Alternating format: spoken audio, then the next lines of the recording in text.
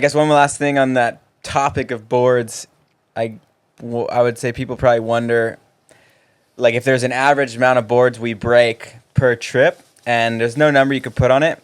We've both had similar trips where you literally break every single board, 3 the first day, and you're just shocked. And then through the trip, you're just on one of those weird things where everything breaks the whole trip. And I've also had trips where I've surfed, like Europe was a great example. I surfed all these crazy waves, and I didn't break a board the whole trip. I rode this one epoxy 6.0 that didn't break the whole trip. And I rode it at like 10 different slabs. I was tripping on it. And so it's just really like, that's how you get attached to a board, when it goes through that with you and then it doesn't break. But as easily, I've been on a 3-day trip and broken every board I've had. And so it's just random chance. You can never really plan for it. That's the worst, is when you break all your boards before the main swell you went there for. Mm-hmm. That's happened to all of us, I'm sure, like a ton of times, where you're just like, all of a sudden you're like, what am I going to do? And then you have to like scramble and try to borrow boards from people. And then it's just a part of traveling. That is one thing that I love so much about being home during wintertime and surfing here, is you have your whole quiver. You have your whole quiver right there. You just got to drive down the road because it's North Shore so small. Somewhere is pumping. Yep. And you can break as many boards as you want. And me and Nate both have like 30 surfboards probably ready to go at our houses. So it's one really nice thing about being home, rather than traveling and trying to stress about surfboards or them not even showing up. I've had that happen too on surf trips, because our surf trips, a lot of times when we strike swells, are so last minute that you only got a day to get ready sometimes like 12 hours. And just like any luggage delay, surfboards can get delayed very easily. And if they don't show up, like, sometimes you're not surfing, or you're just borrowing a shortboard from someone. You're not on the board you want to be on, especially in life-threatening conditions, and it's an absolute nightmare.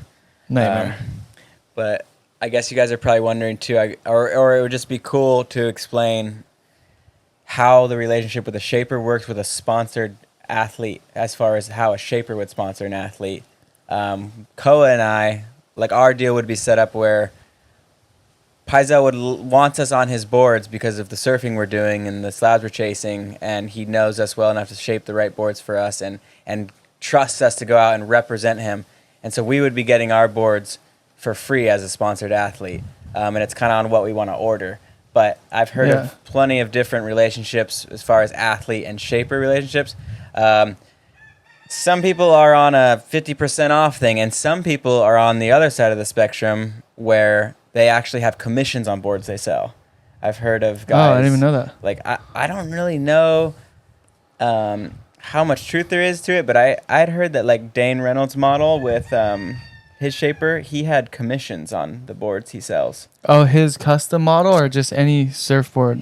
His custom model with his shaper. I'm spacing on who his shaper is. He's been with his one shaper for a really long time. Channel Island. Yeah, I think so. Almeric? Wait. Are they the same? I don't know, but I think it's one of those, and I think with a few of their different athletes, they had those type of deals. And can you imagine pitching that to Paisel? He probably doesn't want us to find out about that. Yeah. No, but if this breadstick goes well, I'm getting commissions. Yeah. So that's why I need your guys' help out there. Exactly. So with a custom model, it would work like that. I had something funny to say. I have a story about the 3 dots. What is the shaper's name with the 3 dots? Channel Island, right? I don't know. One time, so me and Paisel live right next door to each other. Channel Islands. Okay, yeah, confirmation from Jack. I show up to his house, and I just have this pair of fins from Eli, because I'm just like super scrambled with fins usually. I don't know what the best fins are, or I just throw whatever in my surfboard.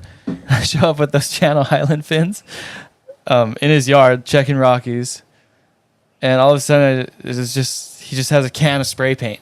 He's just shaking it, and he just sprays out the Channel Islands. I have it on video. On one of my videos. It was so funny. That is so hilarious.